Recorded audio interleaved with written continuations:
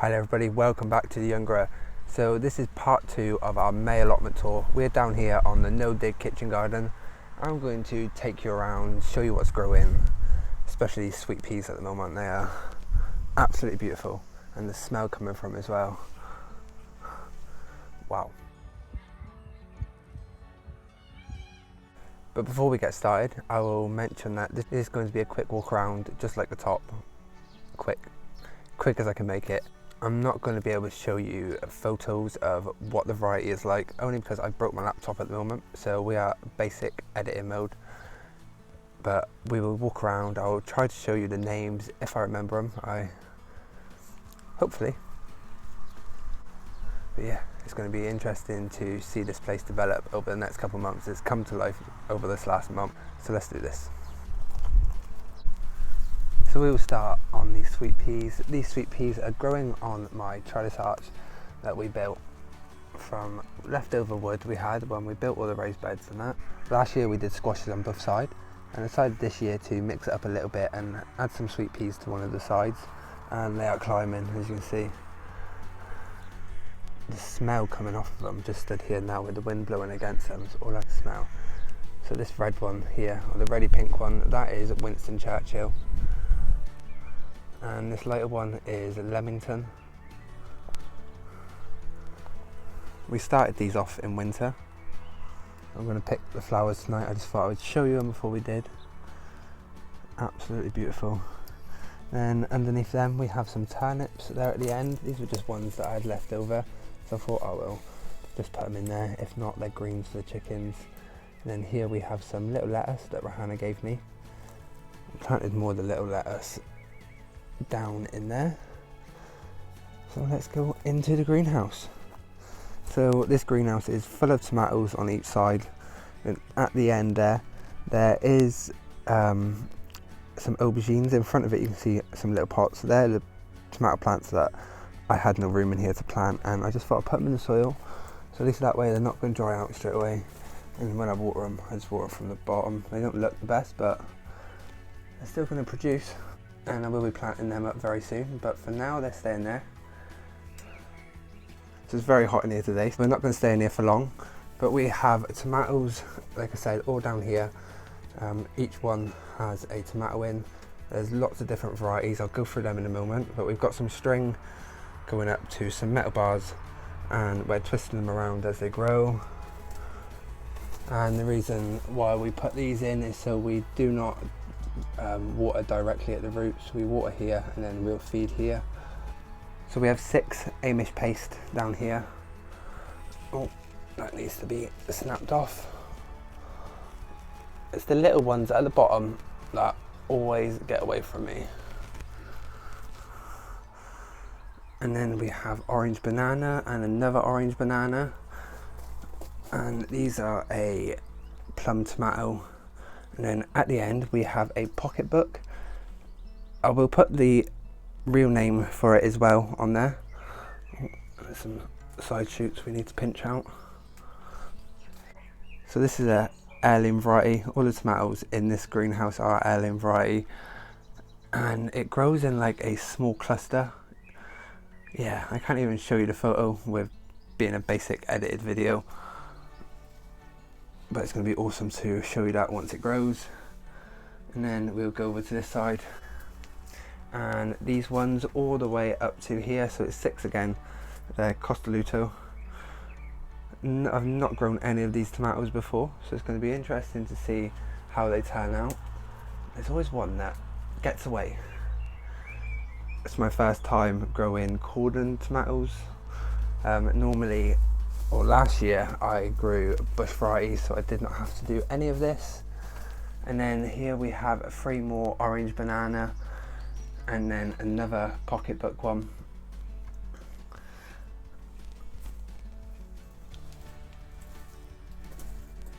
And then down here, as I say, we have a few pocketbooks, and I think there's a Costaluto and an orange banana there.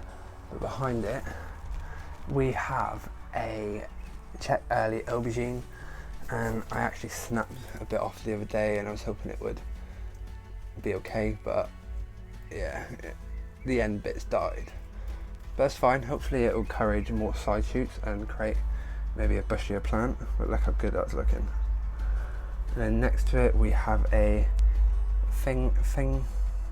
Then next to it we have one of these. This is from Baker Creek Seeds.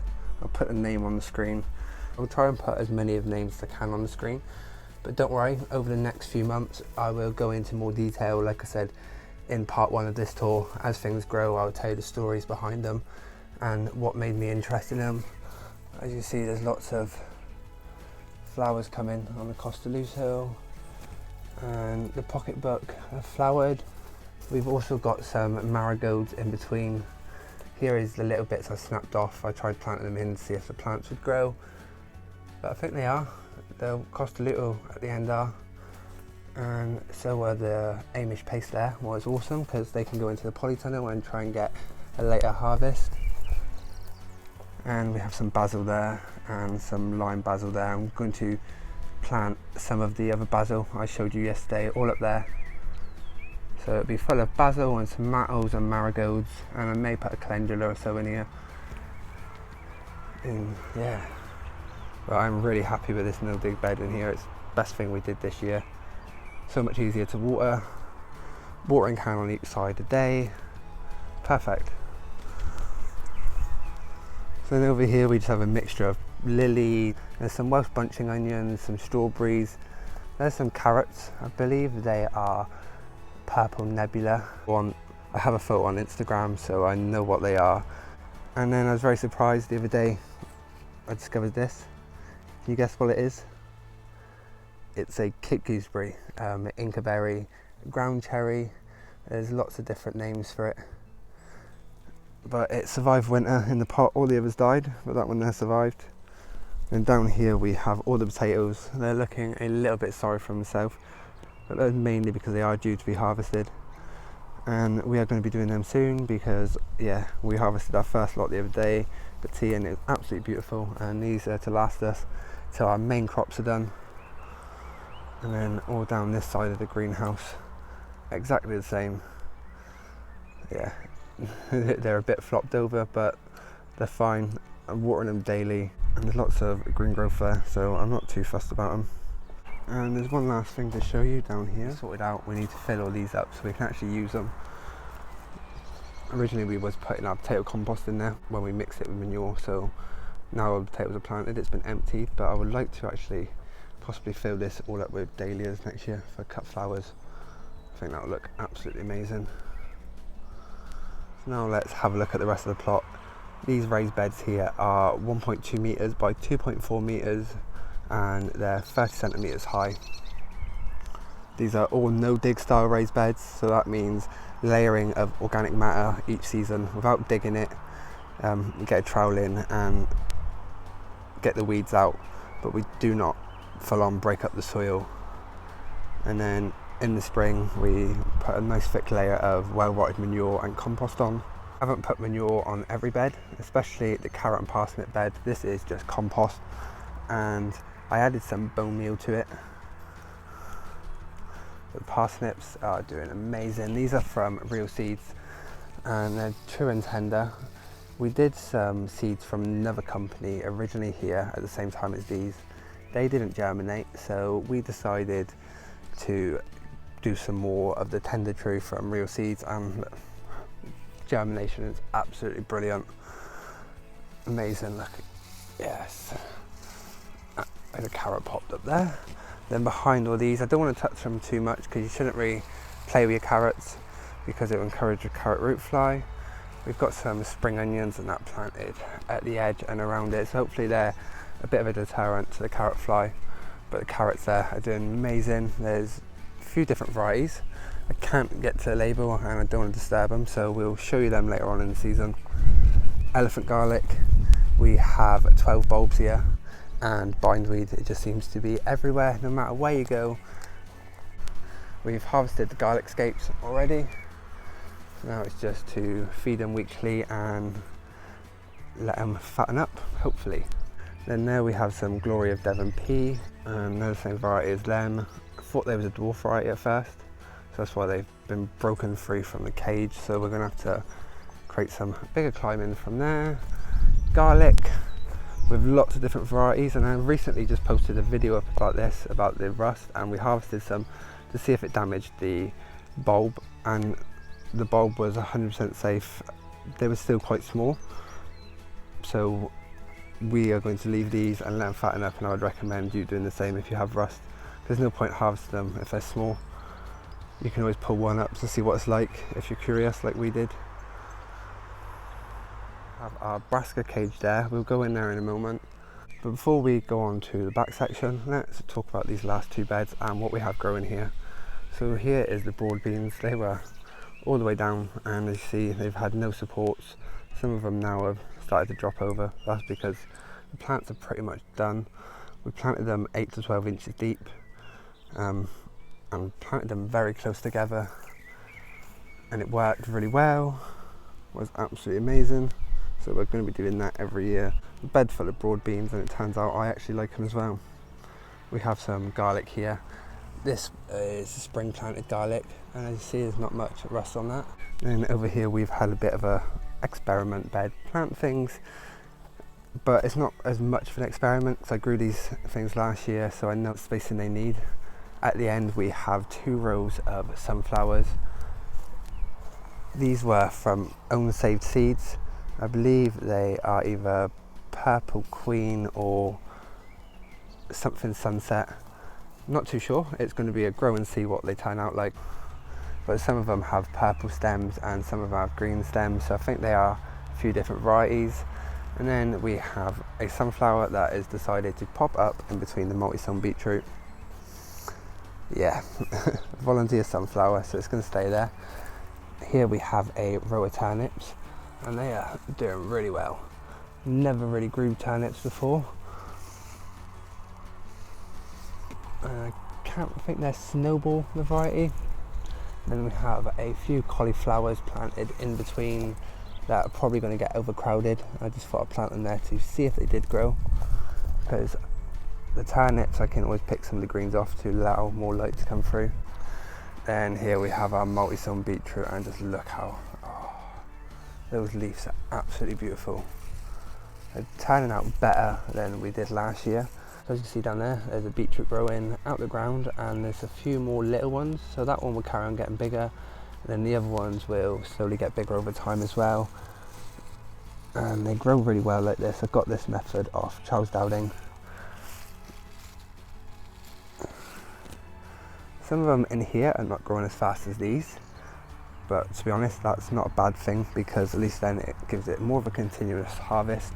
When you multi-sow beetroots, you get a longer harvest because some of them take a little bit longer to germinate. It was absolutely brilliant.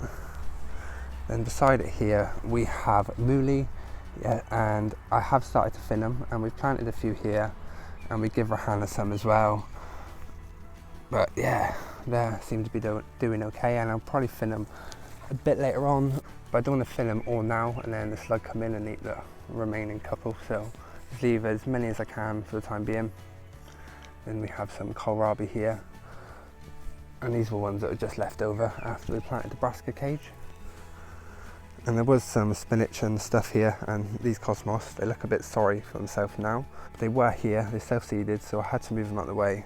So we did them there, and give it another couple of days and they're going to be back to life. Look at this one's a lot better than the rest, so it won't take long. Then we have planted lots of kale in between. I think it's Tuscan kale, it's from Real Seeds. I'll put the name of that up on the screen as well. But this bed is doing really well, especially the multi-sown beetroot. I'm a big fan of multi-sown beetroot. And I just realised I forget to show you something. Down here is another sweet pea, and the name of this one I will try to remember and put it on the screen. It's a very rare one. Look at the little flowers. Started to climb now, so I'm not sure if they get a lot bigger. But it's going to be interesting to see them grow. I can see it, the veins in them. They're absolutely beautiful.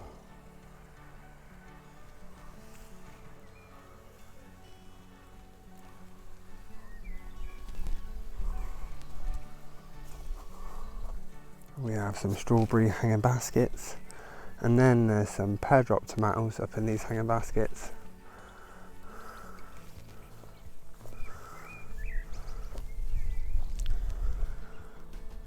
So now we are on the back section of my plot. My plot actually ends here, and the rest of this that I am currently using is my plot neighbours. So they've just had a baby and they can't look after their plot at the moment, so we're using it temporarily, but we'll go and talk about that in a moment. So back here, this was full of onions, yeah, and most of those onions are dead, rotted, a few down there, left a couple there to dry. We have some garlic here as well, what is doing really well. But in between the onions, I sowed carrots, because I thought all the onions will help repel the carrot fly. The carrots are doing really well, as you can see, and I did good at sowing the seeds as well. They're not heavily in rows either, so I don't need to thin, so I'm just going to leave these. The onions can do what they want to do. Some chard there that did go to seeds, but I've just been picking the leaves off. For the chickens, they've thoroughly enjoyed it, and some of the onions that have survived, they're not doing the best. And some little cosmos coming up as well, so we should have a wall of cosmos here, hopefully. And this one we have the heirloom peas, the glory of Devon, and as I mentioned earlier, they were in a netted frame because I thought they were dwarf variety, and it turns out there was a misprint with the label, so we've took it off and constructed like something for them to climb.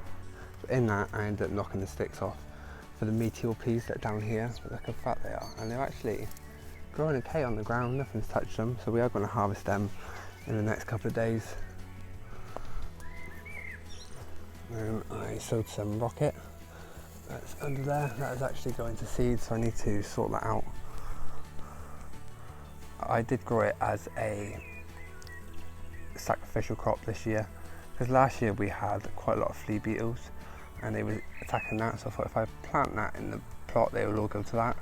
We've not had many of them this year, as you see. There's a few holes, but it's all looking very good.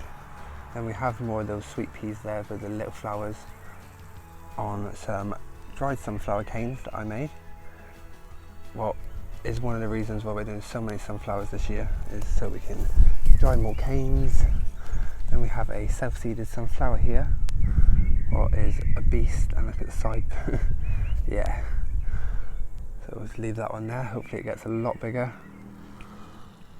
We're going to plant our leeks in this bed. In that bed where the broad beans were, we're going to be planting corn and a few other bits, and we've got a few bits in the greenhouse that needs to be planted out still. And then once the garlic's harvest, we're going to have that to plant in as well. So now we are in the brassica cage. These are kohlrabi. This is one of my favourite veg to grow. The leaves are edible and absolutely gorgeous. I prefer these leaves to kale. And I leave the kohlrabi to get quite a little bit bigger. And I treat them a bit like a swede.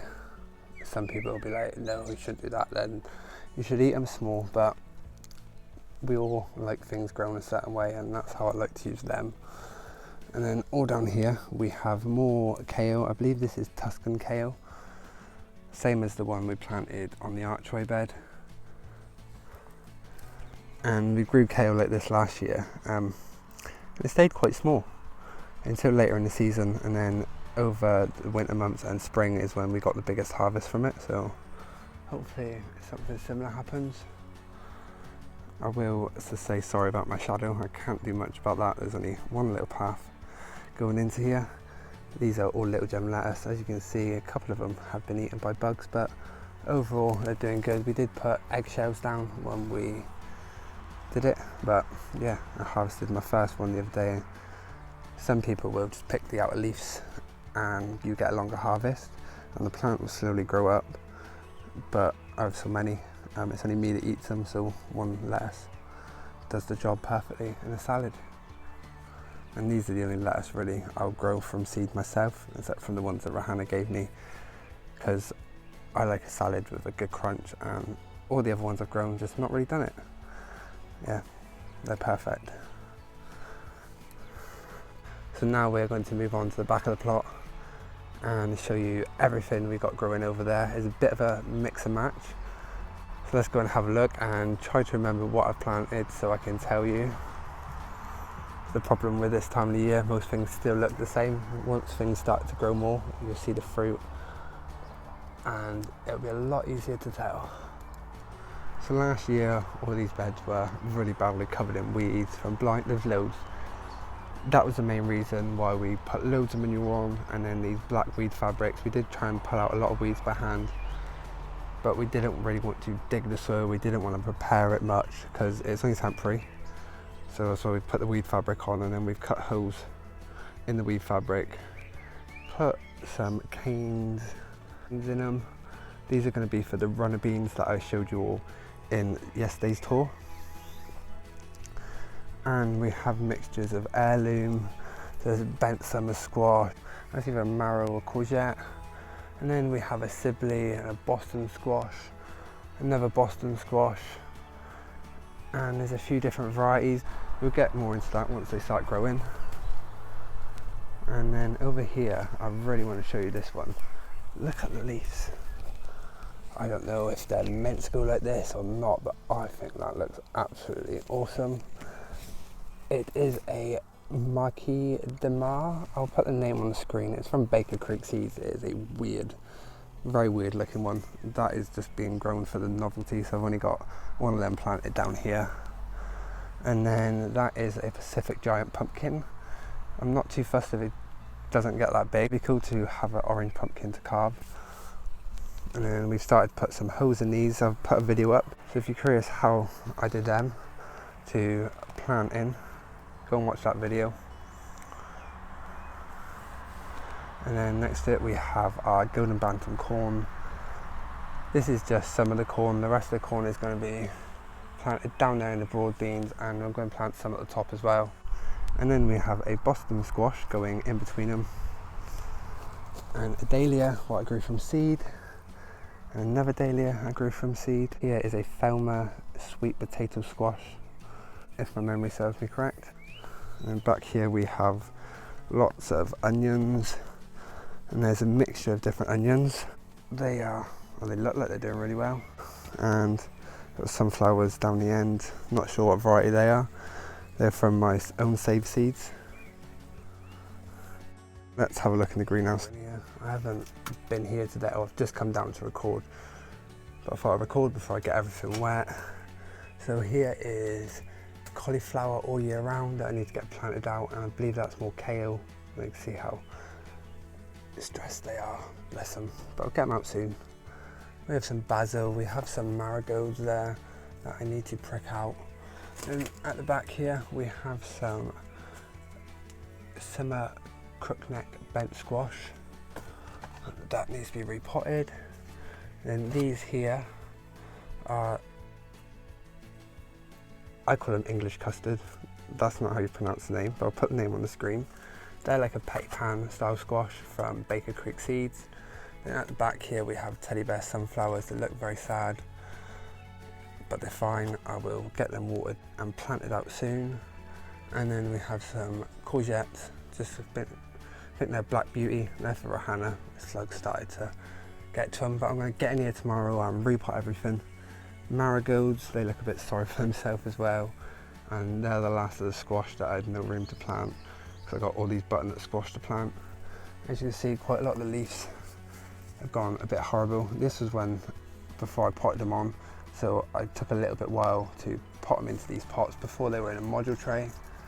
But as you see, all the new growth is green, so I'm not worried about these plants one bit. I could have done with looking after them a bit better.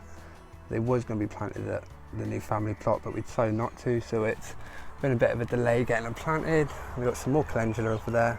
I'm a bit calendula mad, if I'm honest with you. Some gooseberries, more gooseberries. This is lots of free compost I got from my mum, so she dropped that over the other day. We need civics, there's a few bits of rubble and that in there, but it's free compost that I'm going to mix with the manure we get. There is a grapevine growing in there as well, but that's not mine, and to be honest I've not really done anything with it. Strawberry bed, I planted all these strawberries last year because there were loads of little ones here and they're absolutely rubbish. So yeah, and as you can see, lots of fruit. Then we have the shallots and a few self-seeded sunflowers, but they're doing really well. And more potatoes. These are the same as what's at the top, what we showed you yesterday. Compost, lots of compost. We need to get our sweet potatoes planted and a few more things. And we're still going to need to go and buy more compost. A few more plants that still need to be planted and lots of weeds. But they're fine, they're fine. So I thought we would have a quick break, have a cup of tea. If you've been following me for a while, you know I love my cup of teas. But I'm glad I did do this because I noticed I did not show you this little bed here. So let's have a look at this while we have a break. So there we have our corn that is going to go in the broad bean bed. We also have more corn at the top that I showed you yesterday. So here is a little bed, I believe it is 1 metre by 1 metre, maybe just a little bit smaller. And it's been a bit of an experiment to plant things in there. We have a dwarf apple tree. And this apple tree is full of fruit, as you can see. It's loaded. Personally, I'm not going to do much to it. I'll let the apple drop, or whatever you call it, in July, and the rest I will let just do what it does in nature. It doesn't have me interfering with it, so I don't see why I should interfere with it.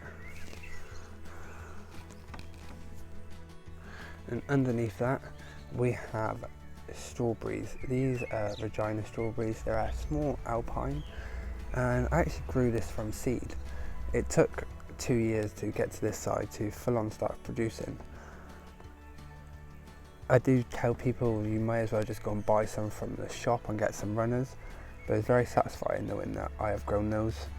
They do need to be split and sorted out, but that would be one of my jobs over the next coming weeks.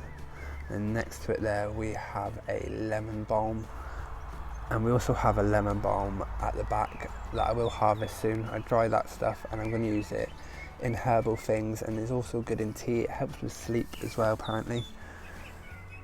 And then just over here we have some red sorrel. I got that from Hannah for the chickens, and it has spread a little bit. We're going to be taking it up to the chicken plot eventually, but for the time being I thought I'd plant it there. There's a big space for it, and again I'm just curious to see how things go. So now let's go to the back of the plot and shoot the last bit before we finish for the day.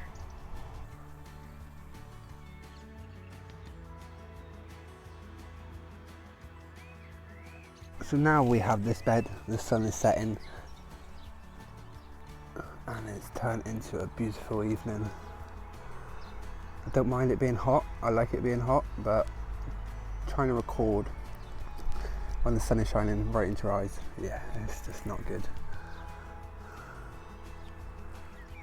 So this bed is a bit of a mix and match. I've planted a few different things, mainly just to see how things get on. So there's so much and it's a bit of a mix and match. I do not even know where to start. So here we have some of those English custard, what I'm going to call them, and another one at that end. There's a tomato plant there and some lime basil. These plants do look a little bit stressed, but lots of new green growth coming on them, so I am not worried about them at all. And these plants were going to get wasted. They were going to go to the other plot. And then here we have another summer bent squash and another one there. And then here we have a crown prince. As you can see, it's in flower and there's little fruit, so we're hoping this will spread over this section, and these ones can spread as well. And then we have some butternut squash, and I'm going to allow them to just spread. Sunflower and some more tomatoes. I think it's a cherry tomato. That one over there is a Roma VF, so they're all outdoor varieties. And here we have the Swiss giant peas that have actually started to flower, and look at the colours, absolutely beautiful. It's like a deep purple and a light purple at the same time, and I believe some of them have a little white flower as well.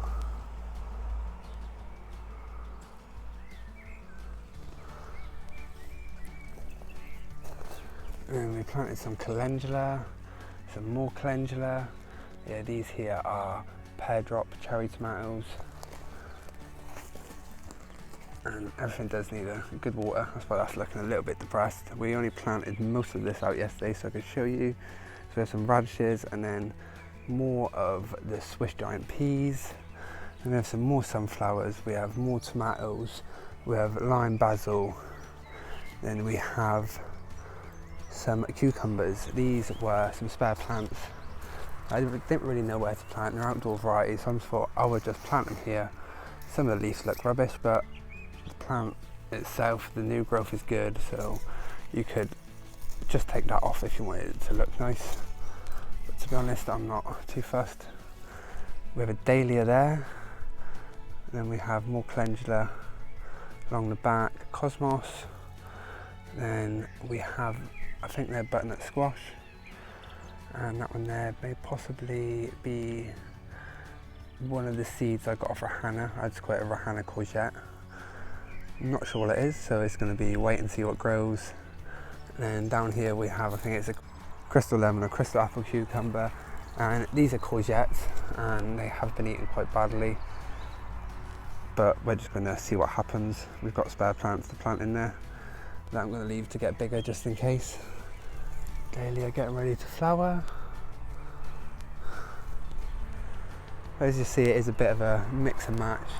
Plant and see what happens, but I think this bed is going to look awesome later on in the season.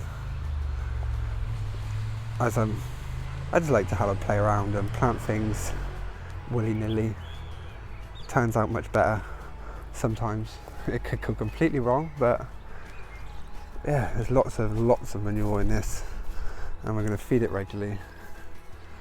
Yeah, but it's going to look absolutely gorgeous when everything's fully grown. And then you have Rahana's beautiful plot in the background.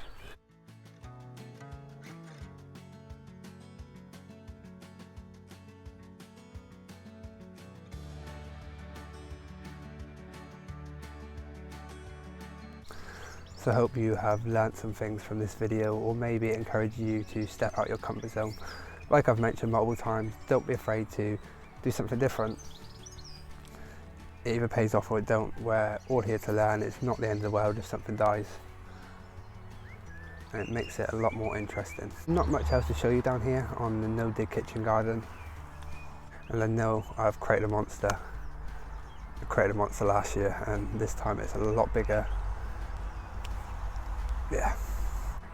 I'm not sure if I mentioned, my plot is fully organic. I use no chemicals, no sprays. I let nature do its work, and I invite nature into my plot. So either if you're watching this on Facebook, Instagram or YouTube, please give our page or channel a like, a follow or subscribe. I would appreciate your support, and you'll be notified when I upload a video next. So we'll be back next month for another plot tour where we will show you how everything is growing, if it's still growing or if it's all gone completely wrong. So we'll see each other soon.